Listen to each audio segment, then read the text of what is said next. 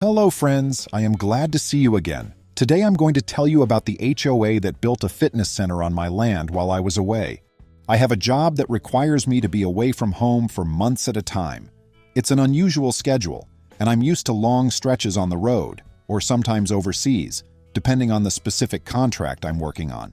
Typically, I'll leave my place for 4 to 6 months, come back for a month or so, and then rinse and repeat. Because of that lifestyle, I purposely bought a large property just outside a quiet residential development. The land has enough space for me to enjoy some peace and quiet whenever I'm home, and I figured having that breathing room would let me do whatever I liked without bothering anyone. That was the theory anyway. In my wildest dreams, I never imagined coming back from a 4-month stint to discover that someone, my homeowners association no less, had built an entire fitness center right on my land. When I first caught sight of it, I almost thought I was hallucinating from exhaustion. My shift had been intense, and the drive home was long and draining. You have to picture this. I turned the corner onto my street, eased my car down the private driveway that leads onto my property, and instead of the familiar stretch of green grass and a few scattered trees, I saw a modern, boxy-looking structure with tinted windows. It was just sitting there on my land. It didn't look like someone's random shack either. This was clearly a well-constructed commercial-looking building, complete with a small parking area. I even spotted a row of brand-new elliptical machines through one of the windows. Just for a second, I honestly wondered if I had driven onto the wrong street. Before I even parked, my heart was racing. I felt this immediate sense of violation. You expect your land to be exactly as you left it. Sure, maybe grass would be overgrown, or maybe a tree would have come down in a storm, but never a massive structure that you definitely didn't approve. I sat there in my car for a moment, staring at it, trying to process how and why anyone would dare to build on private property without permission. Then I saw that there was a sign out front, one of those formal plaques with Fitness Center for Residents printed on it in neat letters. It also had the logo of our local homeowners association, the same HOA that covers much of the neighborhood, though not typically my property. I'm only loosely connected to that HOA because my plot is large enough that I guess at some point the original developer partitioned it in a strange way. But in any event, I have always known the HOA existed near me, but they were never able to do much about my place because I'm outside most of their standard boundaries, or so I thought. The nerve of it made my blood boil. Without even stepping out of my vehicle, I picked up my phone and dialed the police department's non-emergency line. In that moment, I was so livid that I might have screeched at the dispatcher, but I managed to keep my cool just enough to explain that there was an illegal structure put up on my property while I was away. As soon as I mentioned that I wanted an officer to come by and take a look, the dispatcher told me they'd send someone over right away. I had half a mind to march inside the building myself and confront anyone who might be there, but I didn't want to deal with a potential confrontation alone. I decided it would be more prudent to stay put until the authorities arrived. While I waited in my car, I called my friend Xavier, who's not a lawyer but knows enough about real estate and local property laws that he can sound like one. In fact, he manages a small property management group in the area, so he's very familiar with how HOAs operate around here. As soon as I explained the situation, he let out a whistle so loud I had to hold the phone away from my ear. He said something to the effect of, "They built an entire fitness center, not just a small shed or something." When I confirmed it was a full-fledged building, he told me that this was definitely a huge violation of property rights. By the time we hung up, I had a basic plan to gather evidence, involve the police, and prepare myself for a long legal battle if necessary. Soon, a police cruiser rolled up and a pair of officers got out. I recognized one of them, Officer Margaret. I'd met her once before during a local community fundraiser. She asked me to clarify what was going on, and when I pointed to the new building, her eyes went wide. She asked if anyone was inside, and I told her I hadn't gone in. She seemed relieved, maybe because it was easier if the scene was vacant. The other officer, who introduced himself as Officer Tim, took out a notepad and started asking me details. When did I leave town? When did I return? Did I have any contact with the HOA about this project? Did anyone else have permission to use my land while I was gone? I answered every question honestly.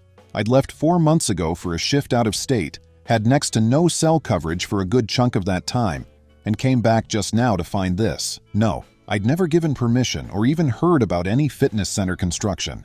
Tim wrote everything down meticulously, then asked if I minded them taking a look around. I said absolutely, go for it. While they checked the outside, I stayed near my car. The building was locked and there didn't seem to be anyone inside, which was probably a good thing for my blood pressure, because I was so mad I might have done something rash if I saw people casually working out in there. One notable detail was that the entire structure was built fairly far back on my lot, near a spot that used to be an open clearing. It's not visible from the main road, so a random passerby wouldn't even have known it was there unless they walked or drove up my driveway. That might explain why the HOA managed to construct it without too many people noticing. If I had to guess, the HOA probably took advantage of me being gone and assumed I wouldn't realize what was happening until it was too late. Maybe they thought they'd just pay me off or claim they had some right to do it. Whatever their plan was, I knew it was a blatant land grab. After checking the perimeter, the officers told me they would file a report and that if I wanted to press charges, I could start by talking to a lawyer. I already knew I wanted to do more than that. I was prepared to go full throttle. This was a massive violation of my rights. Before they left, Officer Margaret asked if I had any issues with the HOA in the past.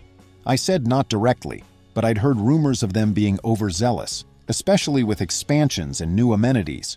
I only found out about those rumors through neighbors who complained the HOA board was always pushing for more stuff, a new community pool, a dog park, and now apparently a fitness center.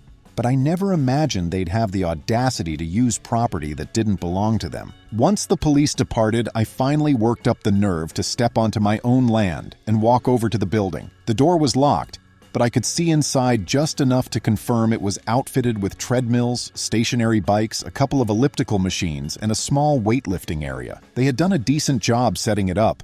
Nice floors, mirrors on the walls, even a designated area with yoga mats and a water dispenser. The fact that it looked so official made me even angrier.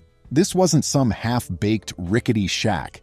This was a high-quality commercial-type gym building, presumably built with the HOA's funds, and those funds were used to trespass on my property. I decided to head inside my house, drop off my luggage, and call an attorney right away. I managed to get hold of a local lawyer named Coralie, who had handled a boundary dispute for one of my acquaintances. She picked up and I explained the entire bizarre situation. It took her a few moments to even process what I was saying, because it was so off the wall. After confirming that I had an official police report, Coralie scheduled me for a consultation the very next day. That night, I barely slept. My mind raced with questions. What did the HOA think they were doing? How could they even start building on land that was so clearly not theirs? The following morning, I visited Coralie's office and we went over the plat map, the deed, and other documents that spelled out my property lines. She laid it all out, verifying beyond a shadow of a doubt that there was no easement or special allowance that could have possibly permitted the HOA to build there. Coralie suspected that maybe the HOA leadership was either ignorant of the exact property boundaries, or worse, knowingly built the center there hoping I wouldn't notice or that I wouldn't take legal action. She told me that either way, this was a serious infraction, potentially involving fraud if they had misrepresented anything on official permits. She recommended we file an immediate cease and desist and possibly pursue criminal trespassing charges if the HOA refused to cooperate. Over the next few days, I started gathering more evidence. I took pictures of the building, inside and out, once I managed to get a locksmith to help me open the door. I figured it was my property, so I had every right to access the building itself. I found receipts, leftover materials in a storage closet, and even a binder labeled HOA Fitness Project. Inside that binder were notes about the timeline, contractor contact information, and details on how they plan to open the facility to the community. The best find, though, was a copy of a contract between the HOA and the construction company that specifically referenced the land as under the jurisdiction of the HOA. That was a huge red flag. They had either misled the construction company or bribed them into not asking too many questions. Meanwhile, I reached out to a few of my neighbors to see if anyone had tried to alert me while I was gone. My closest neighbor is a kind older man named Terrence, who walks his dog around the neighborhood daily. He told me that he did notice the construction trucks coming and going months earlier. However, when he asked one of the workers about it, they said it was a private project funded by the HOA. Terrence said he called the HOA's office to confirm, and he was told something along the lines of, "We have all the necessary approvals." Terrence knew I was away, but he's not an expert on property lines and had no idea he should contact me. He assumed I'd given them permission or sold them a portion of my land. Once I explained everything, he felt awful that he hadn't contacted me sooner, but I assured him he wasn't at fault. Shortly after that, I discovered that the individual in charge of the HOA, the so-called president or boss, was a man named Ryland. I'd never met him in person, though I'd heard from other folks in the area that he could be pushy. I didn't want to deal with him alone, so I had Coralie send him an official letter stating that he needed to remove the unauthorized structure or face legal consequences. We gave him a deadline to respond. A few days later, I got a letter back, but it was from the HOA's attorney who claimed that their land survey indicated the building was on HOA property. They insisted they had every right to build there. I was incensed. This was clearly not a misunderstanding but a blatant lie. Coralie fired back, requesting a formal survey by a neutral third party. While that was in process, I continued to gather statements from neighbors, copies of my deed, the original developer's map, and even historical documentation from when my house was built. Every piece of evidence confirmed that the portion of land the building sat on was indisputably mine.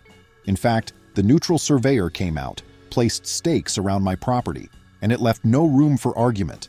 The building was entirely on my land, well outside the HOA's official boundaries. It was around this time that I learned from one of the construction workers, an anonymous tipster who reached out to me via email, that Ryland had insisted they fast-track the construction before I got back into town.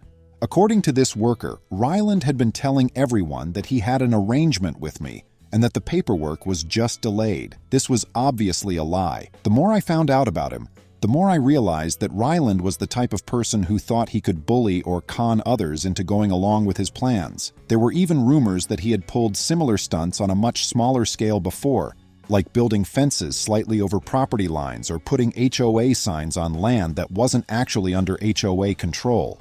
But constructing an entire fitness center was a much larger leap. Well, I guess Ryland underestimated me. I filed an official lawsuit for trespassing and property damage. On top of that, Coralie pushed for criminal charges, citing the forgery or misrepresentation in their permits. When word got out that I was pressing charges, several neighbors who had previously been intimidated by Ryland started to come forward with their own stories of him bullying them. One neighbor, Maggie, provided emails from Ryland threatening hefty HOA fines for minor infractions, some of which turned out to be entirely fabricated. She had initially been too scared to speak up, but when she heard about my situation, she decided enough was enough. Within a few weeks, the case was picking up steam.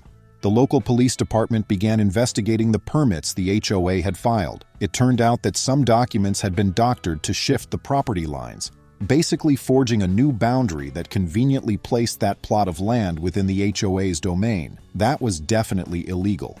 The more the police dug, the more they discovered that Ryland had orchestrated this entire plan. Some HOA board members had been kept in the dark. Others were complicit but claimed they were only following Ryland's lead. It was turning into a major scandal for the HOA. The day I finally saw Ryland face-to-face was at a preliminary hearing in front of a judge. He carried himself with a weird mix of arrogance and desperation, as though he still believed he could talk his way out of it. He kept insisting that there had been a misunderstanding, that I must have missed an important notice, and that the land was always intended for community amenities. He spoke with such confidence that if I hadn't seen all the contradictory evidence, I might have wondered if he truly believed what he was saying. But there was no question he had lied. When Coralie presented the official property survey, complete with historical records, the judge was visibly unimpressed with Ryland's excuses. During the discovery phase, we got our hands on internal HOA communications that showed Ryland had been struggling to convince the board that they needed a fitness center to increase property values. But they had an issue with the cost of purchasing new land.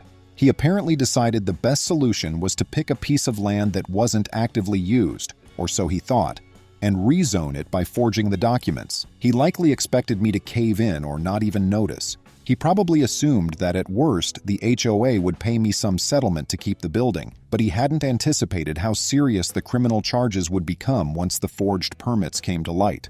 In the end, the legal case against the HOA, and specifically Ryland, was overwhelming. Not only were they forced to admit wrongdoing, but the judge hammered them with a massive fine for trespassing, property damage, and fraudulent documentation.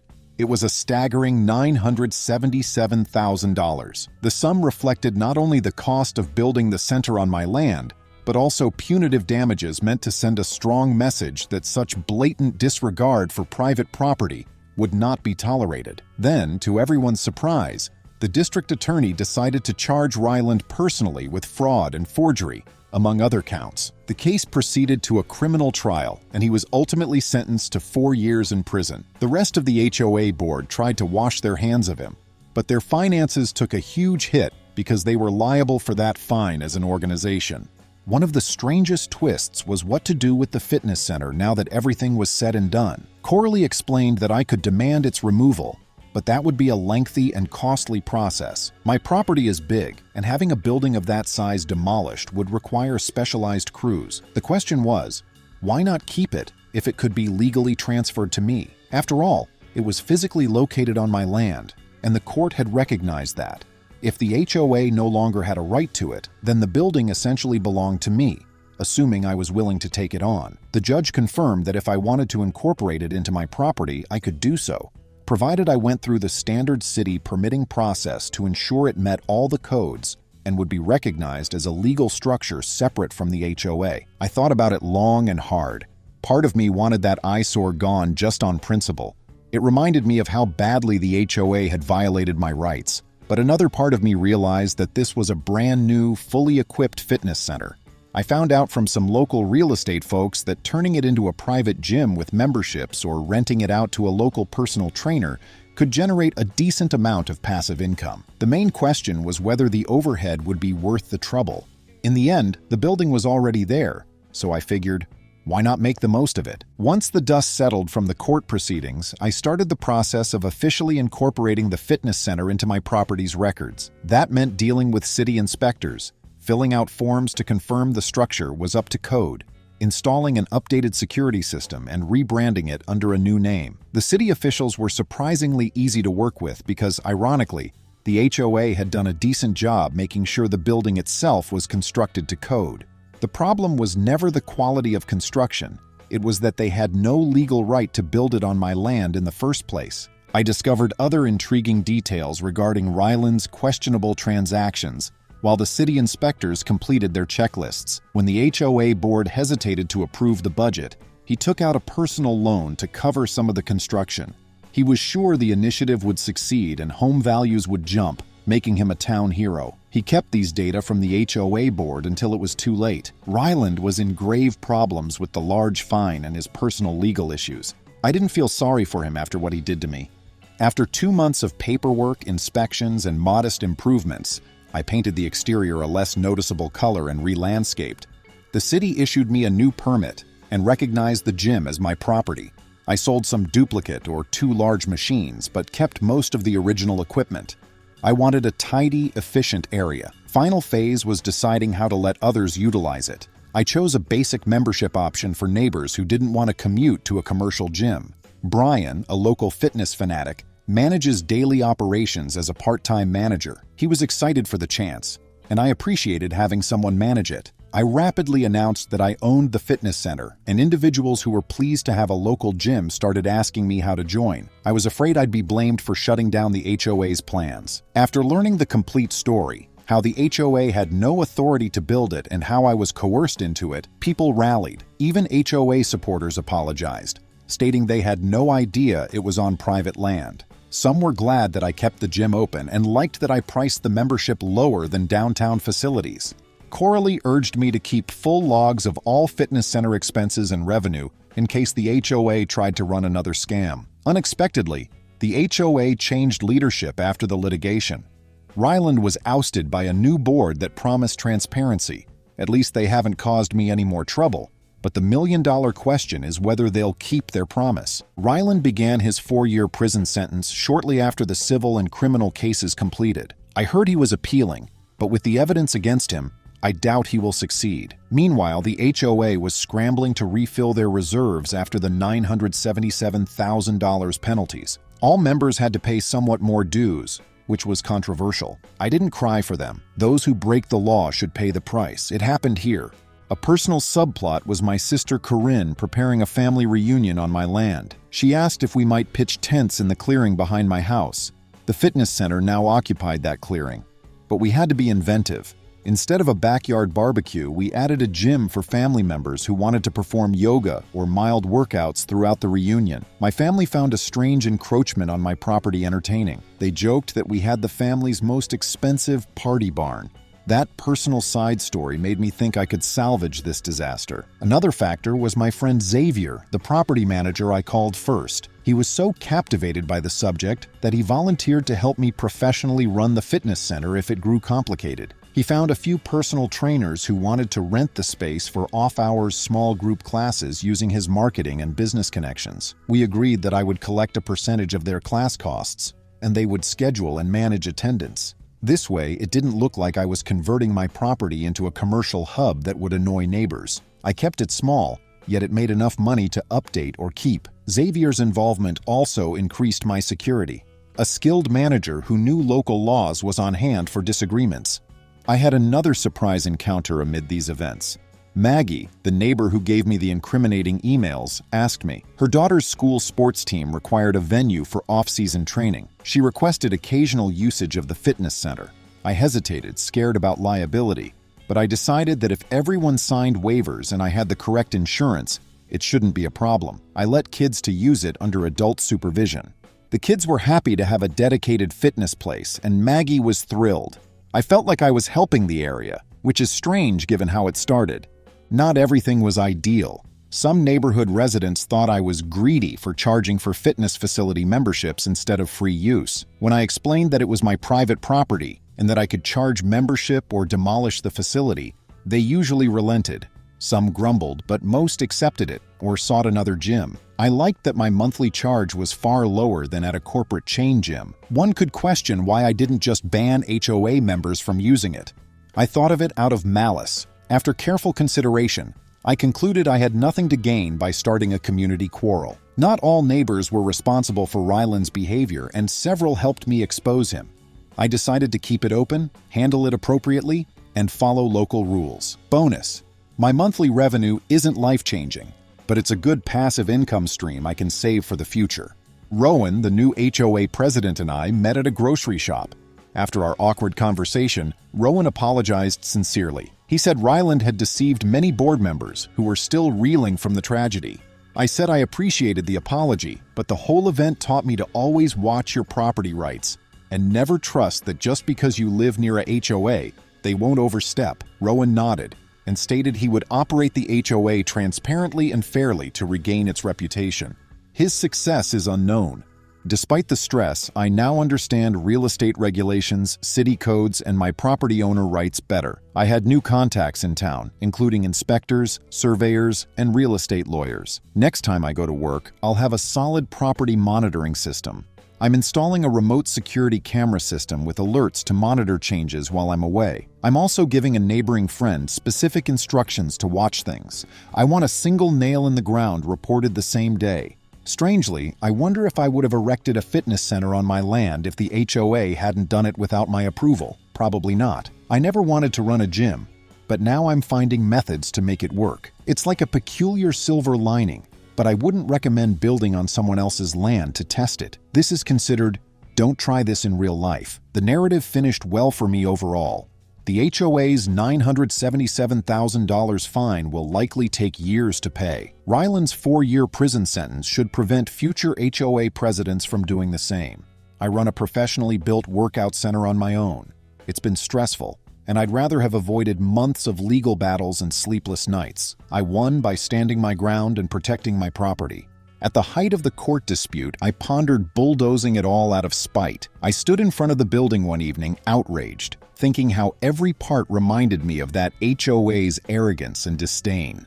I wouldn't have felt satisfied destroying it.